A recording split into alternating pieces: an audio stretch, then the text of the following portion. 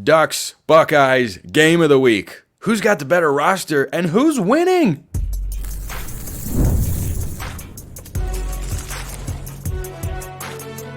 You are Locked On College Crossover, part of the Locked On Podcast Network. Your team every day. Yes, it is that time for a crossover episode of Locked On Ducks and Locked On Buckeyes. I'm Spencer McLaughlin, Locked On Ducks. That's Jay Stevens, Locked On Buckeyes. Thank you for making this your first listen or your first view of the day, part of the Locked On Podcast Network, your team every day, and your number one source to stay up to date with the Ducks or the Buckeyes, depending on where you're listening to or watching this show, which is brought to you by friends over at FanDuel. Place your first $5 bet. You'll get started with $200 in bonus bets guaranteed. Visit FanDuel.com to get started. Everything that you need to know and more coming up on this episode, but I want to start by talking about our friends at FanDuel, Jay, because they've got Ohio State favored by 3.5 points. Now, this swung back and forth throughout the summer. Oregon was a 1-point favorite. Oregon was 1.5. Ohio State was 1-point favorite. Swung back to Oregon. Through 5 games, both teams are 5-0. That's what you and I both thought would happen. The top 3 showdown is here. It's the highest ranked matchup in the history of Autzen Stadium. Do you think Ohio State should be favored on the road? Whew. Yeah, I do. And I'm only saying that because I mentioned something to you on the Big Ten Squad show, but even aside from the way the Buckeyes have played in the third quarter and just basically taking the game over as soon as they come out of the locker room, their trench play has been phenomenal this year. It's been fun to watch. O-line, D-line, just straight domination at times. Not the entire game, but at times and most of the time, Ohio State's been dominant on the O-line and played better than advertised. And on the D-line, you literally have 4 guys that are about to get drafted in the upcoming NFL draft. And when you think there's Tyleik Williams in a major drop-off to Ty Hamilton, that's not the case with the D-tackle spot. Ty Hamilton is holding his own and even playing better than a lot of people thought he was going to. And I think that's going to be the deciding factor in this game, which is why I believe Ohio State is favored. The interesting thing, though, is, and when you and I have talked about this all offseason, all summer long, Autzen Stadium is a tough place to play. And then you add in how really not many Big Ten teams, and most of them have really flopped, making that cross-country trip. I wonder what Vegas knows that we don't know, because I do think Ohio State is going to struggle mightily in this game due to the time zone difference. Now, Ryan Day said we're going to stay on Eastern time zone. That's cool. But, buddy, when it's a little bit different, the sun's out or the sun's not out at a time but it's supposed to be, that plays with your mind. So I don't know if Vegas knows, man, because I think the spread should be a little bit smaller based off the way that Vegas normally does things. But, yeah, they should be favored. Absolutely, Ohio State should be favored right now. Vegas does drop a dud every now and then with point spreads. Think Colorado at UCF. Buffs were a 12.5-point dog, won the game by 27. Every now and then they drop a dud. Yeah. More often than not, though, well, they tend to know something, or at least they have seen something through the first 5 weeks that makes them think, yeah, Ohio State should be favored here, which begs an interesting question, Jay, that I got from a couple different Locked On Ducks listeners. Who do you think has the better overall roster in this game? The 24/7 composite talent roster for 2024 would say that Ohio State is better. They're 3rd, and Oregon is 6th. Do you think that is an accurate reflection of how these two rosters top to bottom match up? Yeah, I think top to bottom they match up pretty evenly across the board. You have two really seasoned quarterbacks in Gabriel and Howard. You have 2 guys in the backfield. Was it Jordan James back at Oregon, who's been very good this year? He kind of popped off last week against Michigan State. I'm like, okay, career game, ready for the big time matchup against Ohio State. But Ohio State kind of takes the nod, not only because of the transfers, but Ohio State has a lot of future NFL guys that stayed in school. And I think that's what separates Ohio State right now from Oregon is Ohio State. I gotta push back on that one, because that's been the similarity that I've highlighted all offseason talking about this game, of why this is a fun matchup and why these teams have such big expectations coming into the season. Because Oregon's had that as well. Terrence Ferguson at tight end, Jeff Bossa at linebacker, Jordan Birch at defensive line, who had the best game of his Oregon career last week on the heels of what was maybe his best game of his Oregon career the week prior against UCLA. He looks like he's playing himself into a 1st or 2nd round draft pick at the moment. So I actually think that's why these teams are kind of similar, Jay, is they've got the returners, they brought in high-level transfers, and they've got the solid veteran quarterbacks. that solid veteran quarterback thing is what Ohio State needed this year. And I know that Ryan Day wants a more mobile quarterback. I'm going to make a statement here. I really haven't said much negative about Kyle McCord at all this year. I've been trying to be a Buckeye fan that praises him. If McCord was a quarterback this year, I think Ohio State would still be undefeated. But I would be trying to pull the little hair that I have in my head out because things would just not look like they are. Will Howard is not a future first-round draft pick at quarterback. I do not believe that at all.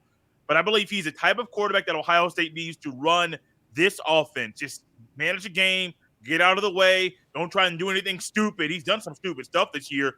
Don't do it consistently. Let your guys on the outside, let your running backs do all the job. Trust your O-line, which is what he's done. And so the veteran quarterbacks, that's one of those talking points and things we're going to be watching all game because as good as Dylan Gabriel is, Will Howard is good too. I do think Gabriel's a better quarterback than Howard, but these two seasoned quarterbacks, veteran guys, I believe they're the type of guys that are going to make this game really tough for the opposing defenses.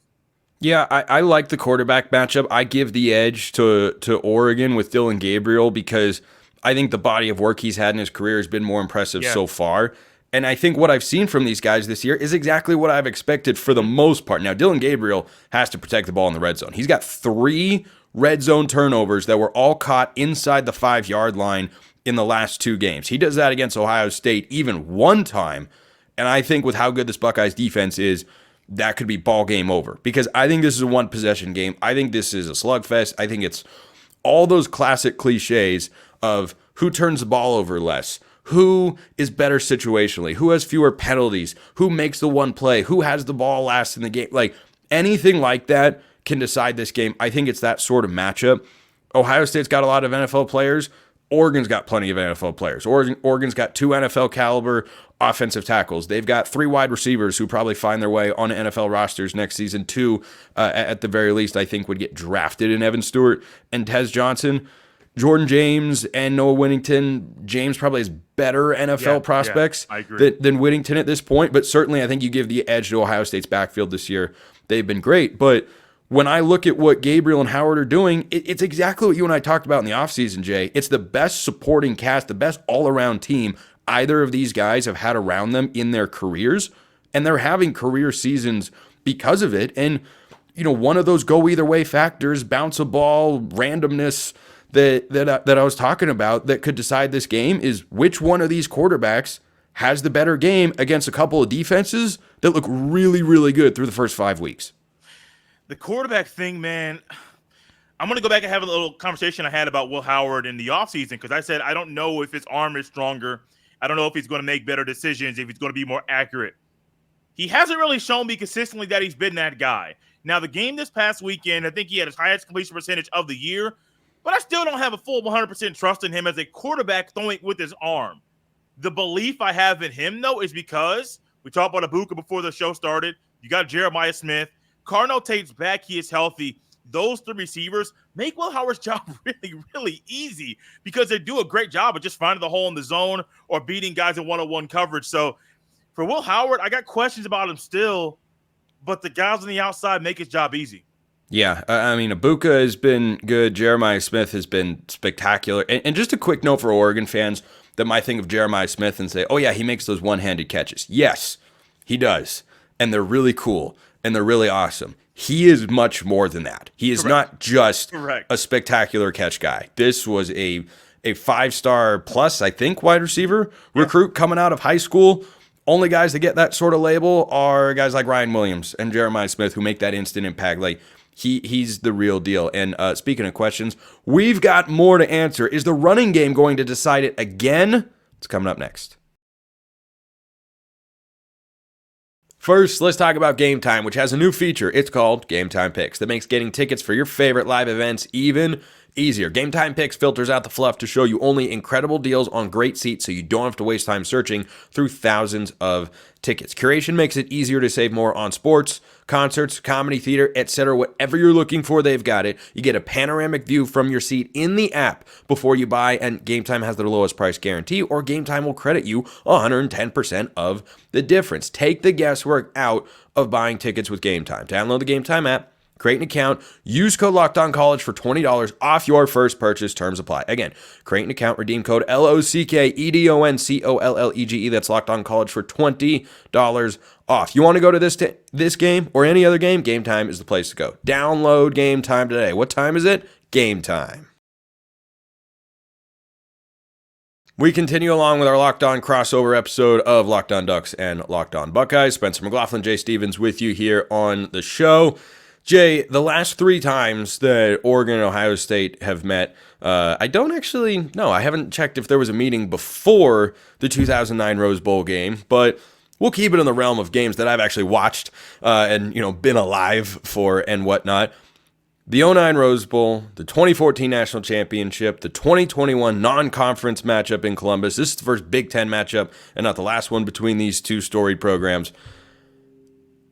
Is the running game going to decide it again? Like, is it really that simple? Because in all 3 of those games, the team that runs for more yards wins the football game. Ohio State quarterback C.J. Stroud in 2021 went for, I think it was 485. Yes, and I think it was 485 and 3 touchdowns with 1 interception. And yet Oregon won the football game. So is that how you see this one playing out, where it's whoever runs for more yards, they're going to win again?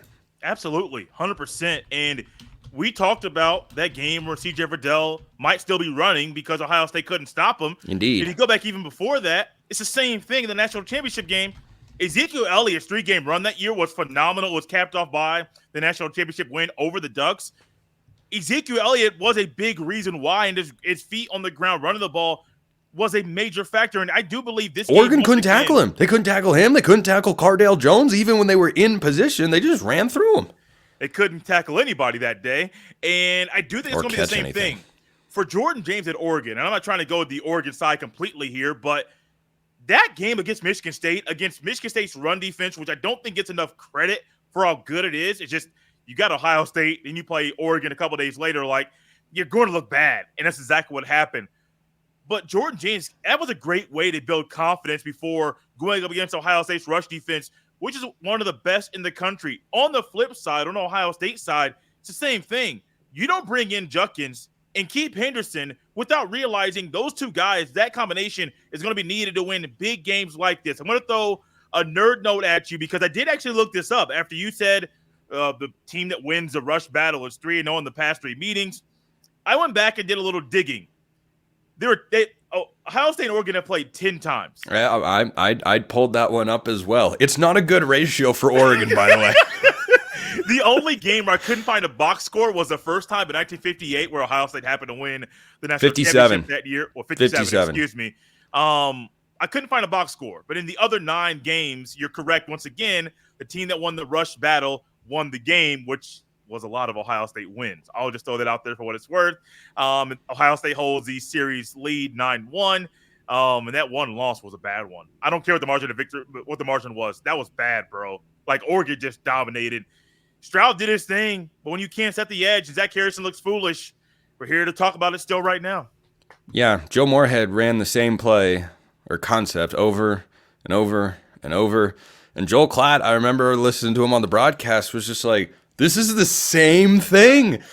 They're just cracking with the receiver or tight end, and there's no one dropping off, and there's no one that he did it, I think, 3 times for a touchdown, one of which was on a 4th and 1. But yeah, first meeting 1957 per the Oregon Sports Information website, and in the first 6 matchups, by the way, Oregon's point totals, and Duck fans hope that it'll be better than this.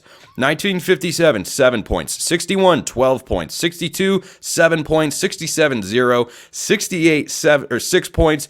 83, 6 points. I think we'll see more points than that for both teams in this game, Jay, because these are 2 of the best receiving corps in the country. We've talked about the quarterback's imperfections, but overall success running their offenses this year. They are experienced veteran guys. Yeah, Autzen's going to be rocking, might be the biggest crowd ever in the history of Oregon football, but Will Howard has seen a thing or two. He's been around. He's played in some big-time games, and Dylan Gabriel has played in some big-time games with high expectations as well. But I don't think points are going to be easy to come by. And that reasoning is twofold. Number one, you have a couple teams that are committed to running the football. Yes. Oregon went for 150 yards with Jordan James in the first half last week against Michigan State.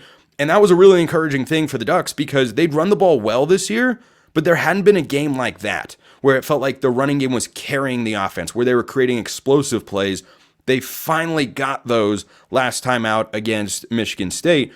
So that's the first thing. And Ohio State, of course, with Chip Kelly and Ryan Day, they want to run the football. And that's been the foundation of everything they've kind of done offensively this year. But the second thing, I am bullish on these two defenses. I think both teams have a better defense than they do offense. Yeah, Correct me if I'm wrong there on Ohio State. But Oregon's defense on the whole this season, save for the Boise State game where Ashton Genty is, he's an alien and just the most absurd type of alien. Well, you're going to be going up against the alien on Saturday night because Jeremiah Smith is one as well. Yeah, I know. This is the best backfield Oregon will face all year in terms of a tandem. Genty, I think, is still the best running back in all of college football. But aside from that particular game, Oregon's defense has played phenomenally well, even better than the numbers indicate. 13 points against UCLA, 7 of that was a pick six. 10 points against Michigan State, starters did not allow a touchdown. They're playing really well. So run game commitment, defenses, I think both teams stay under 30 points here. Whew, that's a big statement because my gut has been telling me one of the two teams would go a tick over 30 points. Because I think a late touchdown is what's going to separate these teams later in this game. But also, with the way the defenses have played, as much as I was saying earlier about how Jordan James built confidence last week for this game, Ohio State's defense built confidence because they shut down Caleb Johnson a week ago. He scored a touchdown, had a couple runs of longer than 20 yards, which were when the That's Iowa's running back, for those who don't know. Yes. He scored. He had a couple long runs. That all came when the starters weren't on the field. So, yeah, Jordan James is building confidence for the Duck fans. But Buckeye fans should be very confident in the run defense, the run stoppability of Ohio State's defense this weekend. Difference is, ran a lot of 4-3 last week. I don't think that's going to be the same thing this weekend. So, was it a 4-3 situation last weekend? And will the 4-2-5 be able to stop the run this weekend? I think it will be able to. Because with Jordan Hancock playing the nickel, I do think he is a guy that's a corner that's not afraid to get his nose dirty, to stick his head in there and make a few tackles in the run game, which I think is going to be very key. He's one of my guys on the defense I'm keying on. If he plays big, Ohio State will probably win this game. When I think about position groups that are going to define the game, you can go individual player matchups within these groups, but to me, the number one thing for Oregon's defense, the defensive line, and especially the linebacker unit, and I think that's where I go, has to be on top of their game. Because Oregon as well likes to run a base personnel with a nickel back on the field. And that gives you a 6-man box, or you can go 7-man box, but one guy in there is a defensive back. Jeffrey Bassa for Oregon, starting middle linebacker, 4th-year starter, has to play a big role in this game. I think the Oregon linebackers against the Ohio State running backs are the biggest matchup here, because as good as Oregon's secondary has been this year, I've been really impressed. They are yet to have a quarterback throw for 200 yards in a game so far this season. The secondary and the defensive line, they're playing great complementary football. I think that can change, though, because if Ohio State gets their momentum rolling on the ground, tackles aren't being made, or they're just able to find a lot of success in that realm, I think Chip Kelly, with the way he's called plays, he'll say, I'm going to do this until you stop it. Correct. And you are going to be annoyed with this particular concept or player formation or whatever until you show me you can do this. And then Oregon might have to play a chess game of, all right, let's bring an extra guy down to the box. Jeremiah Smith is one-on-one on the outside. I trust Jabbar Muhammad. He's not perfect, but he's good. I don't know how much faith I have in 1v1 shots down the field against Nico Reed or Dante Manning for a couple of NFL wide receivers. This is one of those games, you mentioned Chip Kelly, where I think the chess match might be trying to figure out how often he can use two backs on the field at the same time. Because so far, there's been a spot here or a spot there where Ohio State has used both Judkins and Henderson on the field at the same time, but it hasn't been consistent. And it wouldn't shock me if Ohio State rolls out there on Saturday night and you got your 3 receivers and no tight end, and you got 2 backs in the backfield, and you got Judkins on one side and Henderson on the other, that's a straight nightmare because you're used to Ohio State's tight ends being able to block very well, and they really haven't been much of the pass game at all this year. Primarily, they've been blockers and doing a great job at it. But if Chip Kelly can find a way to consistently keep Judkins and Henderson on the field and get them involved in the run game consistently, I don't know if Oregon has an answer for that. Answer. If you can run the football at will and use that to set up the play action, Ohio State's used a lot of pistol this year, and that does allow for the quarterback to pull it out of the running back's stomach and run the football. And Will Howard, he's no Avery Johnson at Kansas State or Marcus Mariota or anything, but he's certainly a capable runner. I wonder this about both offensive coordinators, and I want your thoughts real quickly before we move into segment number 3. I wonder if both offensive coordinators don't incorporate the quarterback run more than they have in past weeks. Oregon's done it once, really just once, and it wasn't in a huge way against Oregon State. They hit a big play on it, and they used it a little against UCLA. I wonder if both offensive coordinators don't have things up their sleeves that we haven't seen so far, and if those don't involve the quarterback run game. I think yes, for both teams, that the thought is there. I also don't know if both teams need to. As great of a weapon as it is, why do that when the guys in the backfield are getting the job done? If you're showing me on either team that your running backs can get the job done consistently, sometimes using the quarterback run can be a bad call. Ohio State ran into that last weekend against Iowa, used Will Howard on 4th and 2. I thought it was a dumb call in the moment. Looking back, I don't really think that was a good call at all. It's one of those chess pieces where, do you really want to do that? Yeah, everybody wants Ohio State's quarterbacks to be more mobile, to run a little bit more. But I think the better guys to get the ball to are behind the quarterbacks, not the quarterbacks themselves when it comes to running the ball consistently. Coming up, Jay and I are going to pepper each other with questions just because it's fun. But there are still so many to answer going into this big showdown. That is coming up next. And coming up right now is FanDuel. They've got this line, Ohio State minus 3.5, folks. Do you think that is the bet of the year? FanDuel.com. Do you think that FanDuel is off their rocker? FanDuel.com. And guess what? NFL fans, you can start the season with a big return on FanDuel. It's America's #1 sportsbook. So when you get a hunch in the middle of the game, you can check out the latest stats, view live play-by-play, and so much more on the same page where you place your bets. You'll get started with $200 in bonus bets. What a deal. Guaranteed. It's guaranteed. You don't even have to be right when you place your first $5 bet. Do you want to bet college football beyond this game? Do you want to bet the NFL, Major League Baseball playoffs? I mean, everything is over there at FanDuel that you could possibly want. So go check them out. And whatever you're feeling in this game, do you want to hedge your happiness or ride the wave? Either way, check them out at FanDuel.com. All right, Jay, we're going to go lightning round questions here because I got a number of requests for questions from Locked On Ducks insiders, which you can become. Link in the description below for a free 14-day trial. You get priority mailbag access. You got all sorts of other perks as well. So we're going to go down, and I'm going to ask Jay a bunch of questions. He's going to answer them as best they can as they pertain to this game, both in the context of the game and outside of it. And then Jay can ask me some questions, and that'll be today's show. Are you ready, Jay? Let's do it, man. Let's have some fun. How do Ohio State fans view Oregon right now? Like a really good team. Who has more pressure to not lose this football game? Ooh, Ohio State. How are the Ohio State linebackers going to perform against the Ducks? Well, actually, hold on. Real quick, why do you feel like Ohio State has more pressure not to win, but to not lose? They're always under the radar. Your Ohio State to Blocko means a whole lot. If Oregon loses, like, okay, they lost at home against it's just what happens. Like, they may win this, they may not lose this. No one's losing sleep. For Ohio State, though, if you lose this, people are going to say, oh, you didn't play anybody. And when you play somebody with the pulse, you lost. You're not that good. When in reality, I think we both think that both teams are really good. Yes. But there's a narrative out there that if Ohio State loses, they didn't play anybody with the pulse. They're fool's gold. All that nonsense people are going to spew out there. I even heard Danny Cannell, and I normally like Danny Cannell. He is still going on this thing saying Ohio State didn't play anybody with the pulse. I don't understand that because in the grand scheme of things, Kirk Ferentz runs a really good program. They're a solid football team.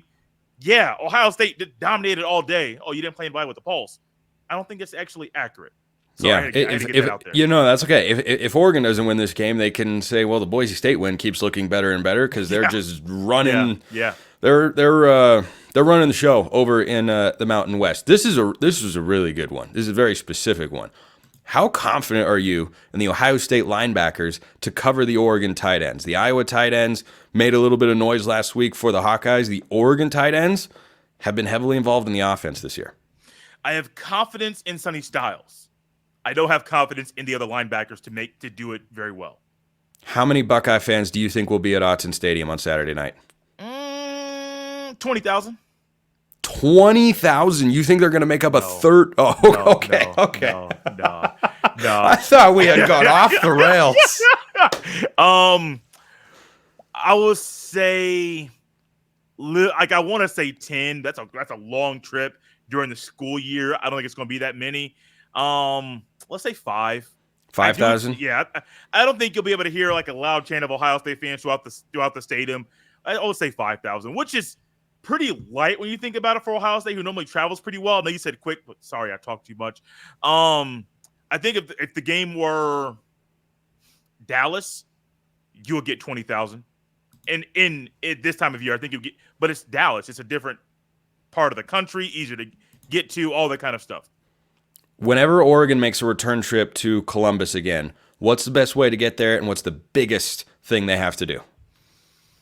The best way to get there is just fly. Hop on. Well, sometimes there are travel tricks. Sometimes it's fly in here, fly in there, bus over there. This is more a long-term future question, but hop on a plane and fly because Oregon and Ohio are not close together. That's a good one. That's a good answer. One thing you got to do, and this is coming from an Ohio State fan's perspective, the Skull Session. Even if you go in there as an enemy, it's a great way to get a feel of the pregame hype that's surrounding Ohio State football prior to the start of the game. Fly, Spencer. Fly. I know you're not in Oregon. I'm not going to say where you are, but just fly, man. Just flap the wings and fly over to Ohio. Yeah, I think it's a good plan. What's the number one thing Oregon fans should expect from this Ohio State offense? A heavy dose of the run. Is there an individual matchup going either way, offense, defense, offense, that you look at and anticipate in this game that worries you the most from an Ohio State standpoint? You put Jordan Burch opposite Josh Fryer, I'm worried. If you put Jordan Burch opposite Josh Simmons left tackle, Fryer right tackle for Ohio State, I'm more comfortable with Simmons blocking him than Josh Fryer. He's easily the weakest link in pass pro. I think he's out of position, too. I think he should be more of a guard than a tackle, but he's a tackle at Ohio State. That's just where he needed to be. But Burch versus Fryer kind of makes me nervous. Not going to lie about it. All right. I'm on the witness stand now. Ask me anything. How many red zone interceptions will Dylan Gabriel I'm not waiting any longer. I'm just going to throw it at you. I hope the answer is 0. I'll just say this. When Oregon gets into the red zone and drops back to pass, every Oregon fan watching on TV, at the stadium, driving in their car, listen to Jerry, Jorgie, and Joey on the radio, is going to hold their breath. Because after the UCLA game, it was like, all right, it was a one-off. Then he did it not once, but twice in the first half against Michigan State, and suddenly we were going, what's happening here? What's happening? So I think he figures it out this week. Veteran guy. I talked earlier on my show this week. His mindset needs to be make the right play. Make the right play and live to fight another down. Because he has cost Oregon points, and it hasn't mattered against UCLA and Michigan State. It will matter against Ohio State. So I think 0, but Oregon fans, they're going to be it's going to be a lot of that. Oh, man. Here's another one for you. What advantage does Oregon's defense have over Ohio State's offense? The defensive line is as good as I have ever seen it for Oregon. And they have not just been good in one area, and they've not been relying on one guy. Jordan Burch has been the most statistically productive so far, and he's taken kind of that mantle from Brandon Dorlus, who's with the Atlanta Falcons now, from last year's defense. But the guys that have stepped up, Guys like Mateo Uiagalelei and Tatum Tuioti, who are true sophomores this year, they're vastly improved. They were productive players a year ago. They are now good players. Mateo's already got 4 sacks this season. Yes, for Ohio State fans, that is DJ's younger brother. And the most hilarious Twitter question posed this year was after Mateo got his 4th sack of the year last week against Michigan State. Someone posed the question, who has wreaked more havoc on offense this year, Mateo Uiagalelei or DJ? DJ caught a stray. That's a good one. It is That's a good one, man, because I think there's some validity to that. That was a good one. I think the Ohio State offensive line, from what I've seen, you correct me if I'm wrong, Jay, it's been solid. Mm-hmm. This Oregon defensive line is something I hyped up as the best unit in 10 years, and they've lived up to that so far. So I think that is the matchup I feel most confident in because Ohio State's wide receivers, really, really good. Oregon's linebackers, I said earlier, that's the biggest matchup is can they contain the Ohio State running back room? So I think the biggest advantage, because Ohio State defensive line, also really good. Secondary, very capable. I think that stuff kind of comes down to a wash. I think the best position group matchup in this game is Oregon's defensive line against the Ohio State offensive line. How likely is it that Oregon double teams Jeremiah Smith? Oh, man. This is that chess match that I've talked about this week. Like, when do you shade coverage? But then if it's a light box, is Howard just going to check to runs if they're an 11 personnel and Oregon's got a 6-man box? I imagine he's got to check to a run with guys like Judkins and Henderson in the backfield every single play. If you double Smith, do you then leave a 1v1 for Mekabuka? How comfortable are you with that?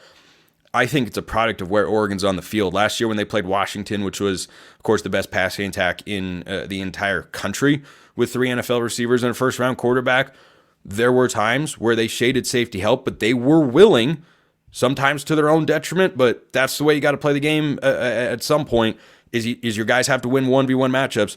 There were 1v1s for every single Washington receiver that they took on Oregon's secondary a season ago. So I don't think it'll be, hey, Jeremiah Smith is doubled on every single play. He's got safety help over the top on every single play. It is going to be a situation where Will Howard reads and reacts and says, hey, on this play, it's Emeka Egbuka, but I like the run look. And then on the next play, Egbuka might have a safety over the top. It has been, it was varied a year ago, but those matchups could ultimately define the game. Can Oregon secondary win those 1v1s, get off the field on third down, force field goals, not touchdowns? I think that's going to be a really, really good matchup to watch. Last question here for you. Who is the better coach, Dan Lanning or Ryan Day?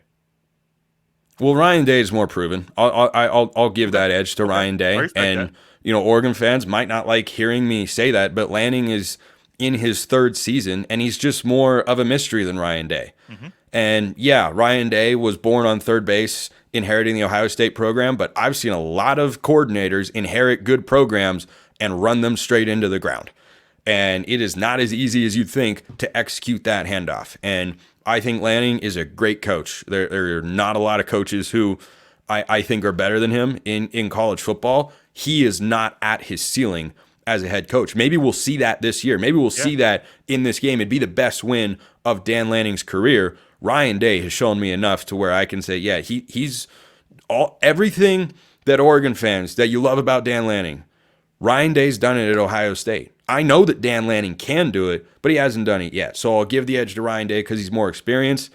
But as we really quickly get out of here with predictions here, Jay, I like Oregon to win the football game 27-23 because they're at home, end of the day, and Autzen Stadium's a tough place to go. It's a long trip. I'm not as concerned about the late night kick for Ohio State here. I'm more looking at the travel they've got and the environment they're going to be playing in. I think Ohio State on a neutral field maybe wins. I think Ohio State in Columbus probably wins. But at Autzen Stadium, give me the Ducks, 27-23. 2 reasons why I'm picking Ohio State. And all off season, even beginning of the year, I was not thinking Ohio State was going to win this game. Ohio State's been able to dominate in the trenches, even against the best of the best in Iowa that they played this year. They're straight dominated all year long. I think it's going to happen once again on the road in Autzen Stadium. But the Buckeyes have come out in the 3rd quarter and shut every team down. I believe they've only given up 3 points in the 3rd quarter all season long in all 5 games. And I think it's going to be the same thing again. I'm not saying Buckeyes will be up at halftime. It wouldn't shock me if Oregon was up. But I firmly believe that regardless of the score at halftime, Ohio State's coming out in the third quarter and going to quickly take control of the game. And it will be tight, but it'll still feel like Ohio State's going to win the game. I got Ohio State winning 31-21. I'm not sure why I've been stuck on that number all weekend long. I said a tick over 30 earlier. That's that tick over 30 on the score. I have too much faith in the defense. Defense travels. I know there may be offensive issues and the speakers in the headphones. That'll be something where Will Howard might have to say, hey, look, this ain't working. They got to find something else to get the plays inside. Defense travels. And even though I'm not 100% sold that Ohio State's linebackers are playing up the par consistently, I am sold that this defense is going to travel to Autzen Stadium and play out of their minds. We could probably go for a couple hours, but why don't we wrap it there? Jay Stevens, Locked On Buckeyes. I'm Spencer McLaughlin, Locked On Ducks. Thanks so much for listening, everybody. See you next time, whenever and wherever that may be. And until then, hope you have a wonderful rest of your day.